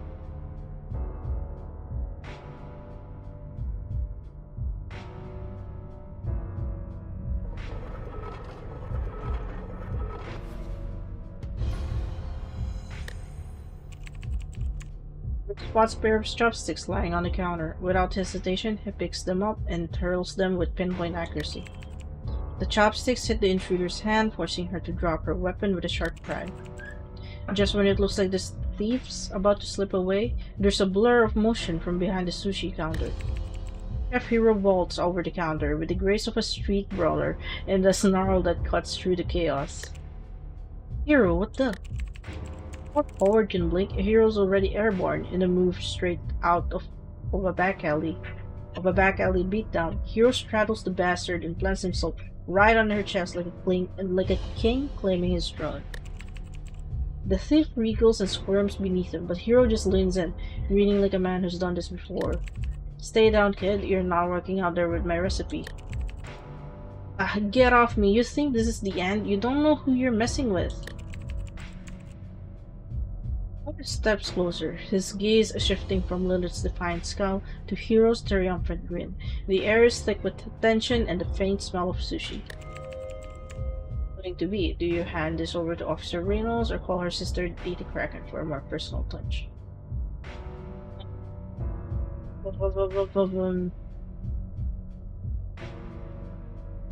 We just called Data Kraken. We did like drop her call earlier.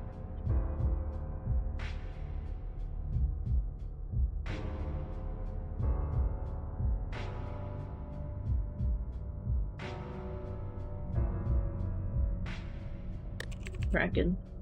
Howard hesitates and taps Data Kraken's contact on his communicator. It's Howard. Your sister's in some trouble at Cyber Sashimi. You may want to step in. I'm on my way. Don't let her go. Data Kraken arrives quickly, her expression unreadable as she approaches Lilith. She crouches down, looking at her sister directly in the eyes. Lilith, what the hell were you thinking? You've crossed the line. Lilith looks away ashamed as Data Kraken stands and motions for her to follow. There's no need for cuffs, just the weight of sibling authority. As they leave, Data Kraken gives Howard a nod of acknowledgement. Thanks, Howard. I'll make sure this is handled. Howard watches them go, feeling a mix of relief and the weight of initial time of drama. Bad, dude.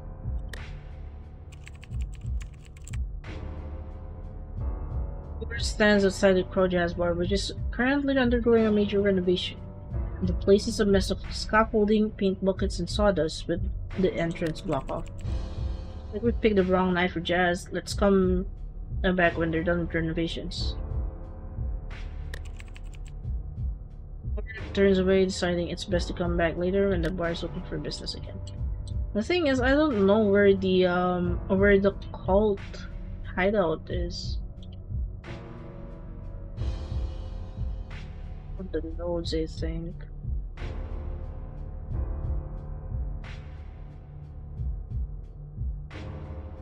We didn't activate Data Kraken's quest, right? So do we have an option to go to the graveyard? But our quest log says infiltrate the cult's domain. And we're not okay. And we're not letting Rose, like, you know, do the talking with the dead thing. Okay, let's see what's here.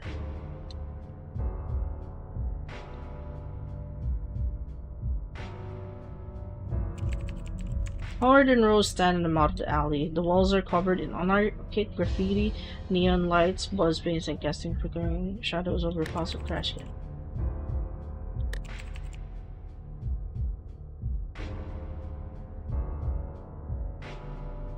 Oh, I think this is a bug because we didn't activate the quest, right?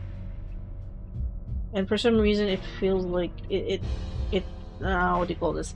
The game kind of goes. You can still proceed with this even though you didn't activate the quest. Okay.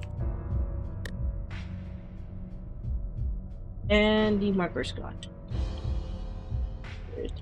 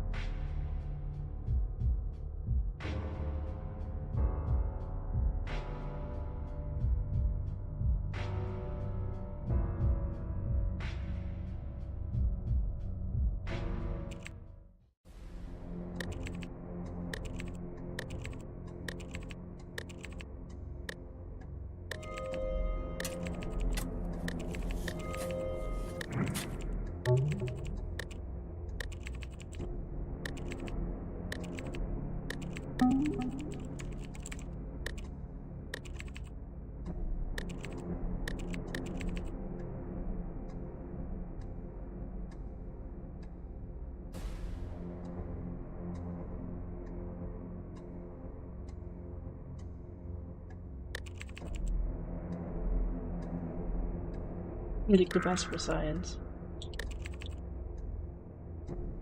Ugh.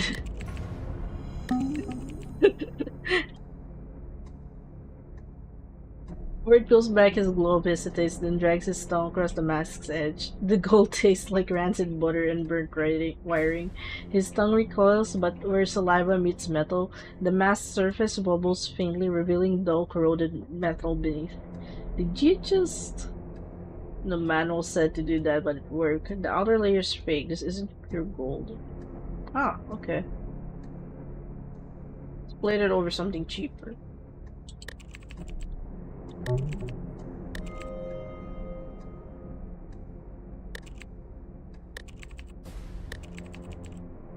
This shouldn't like go through, right? Because we did already deny.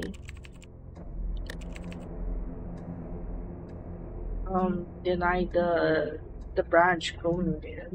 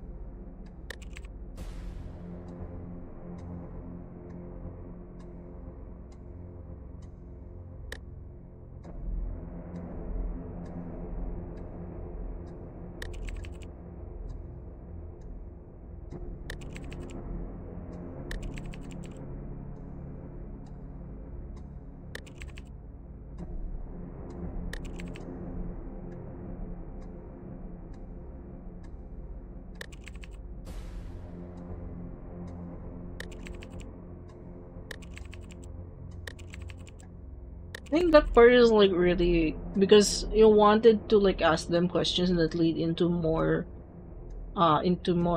questions, I think.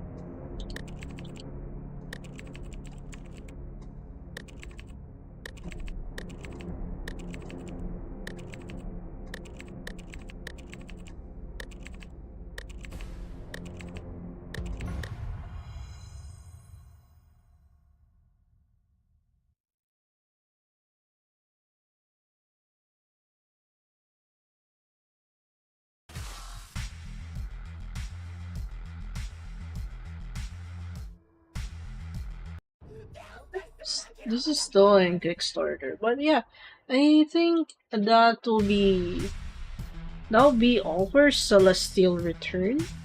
I've already just like going over my thoughts on the game so far.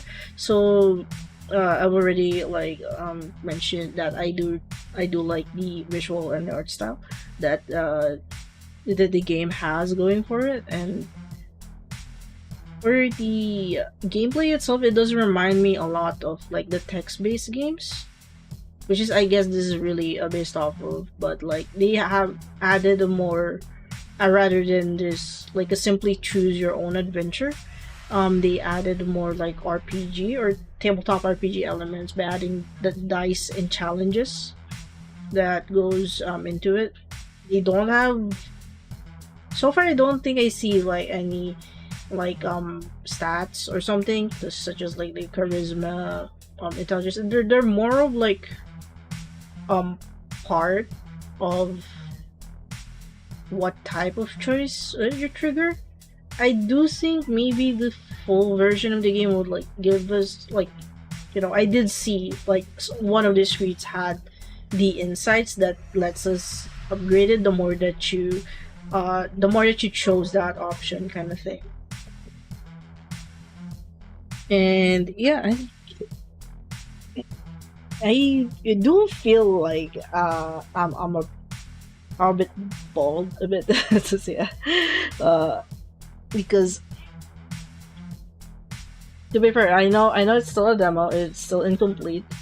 Um, though I did feel like okay, I think it needs a bit more for the demo, and then again the sound design is really good. The BGM, the background music, and the Foley sounds, they're really great for immersive effect. Um, I don't know what else to say. Though there are some parts of the gameplay where it's like, okay, this is how it's supposed to work, and then for some reason something else happens. But yeah, speaking of the gameplay, I actually like how the tutorial was worded. It's very it really tries to play a bit of a comedy, and I think it's a bit it is like kind of effective on trying to say okay, you can do this but be careful kind of thing. And yeah, I do think like the tutorial has personality written on them. um what else? I'm trying to like I feel like I can say more. Yeah, all right, the quest system, I think. Because on the second round where I'm just like skimming everything, in the second round of playthrough, I just try to like have different choices, and like for some reason, like in chapter 2, the I try to like not activate the data kraken quest where you meet Victor. Um, and it like just follows onto the architect side of quest. Actually, yeah, the architect quest actually does have like a second quest that will open after you finish the encounter with Victor. Oh,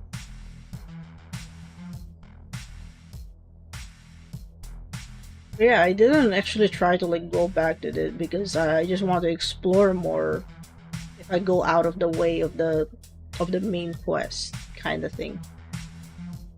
So yeah, and then we're able to activate a different quest, which is a one. It's just like a one shot with the sashimi place. This goddamn. It did have like a lot of dice options there, so it's like, all right, you're gonna spend a lot of dice when you do this quest, even though it's just like a one shot. Okay, I think that's pretty much it. I do hope that you see, like, you know, think the main gameplay can still be polished, although I know that this is going to be like very, well, not entirely linear, because there are like some things that you can only access if you just went out of the way out of the linearity of the main story. So yeah, I think I'm gonna look forward to how the game will end up when it finally releases. That's everything. Again, thank you for Metaphor Games for reaching out to me. And again, I'm really sorry that it is not the not the Choose Wisely festival that I was able to play the game as a stream. And yeah, I had a good time like reading. Although I think I should need water after this. Because there's a lot of talking. I did enjoy reading the story and the narrative so far. Actually reminds me of, to be fair, that's where that type of format is actually like one of Wuthering Waves what do you call this events, like a special event. It is actually permanent. I think it's called the Solaris Film Festival, I think. So yeah, that was like an interesting experience. This is probably just me going back to this type of game where it's like you have to read it like on the side kind of thing. It's sort of it's actually I don't know how to differentiate a um text-based adventure games to visual novels. I feel like they're on like the same what do you call this? They're on the same type of genre of game where it's like more narrative than actually, bit-based gameplay kind of thing. And yeah. Alright. So once again, I would like to thank MetaphorGames for reaching out to me, contacting me about Celestial Return, and that will be all for today. I think I probably don't have any more streams planned for today, aside from this and good news, which is earlier. And yeah, I'll see you on the next time I stream. Probably that's another mystery over there. So yeah. Thank you very much for hanging out, and I'll see you in the next time. Zetto is Zetto, Jana.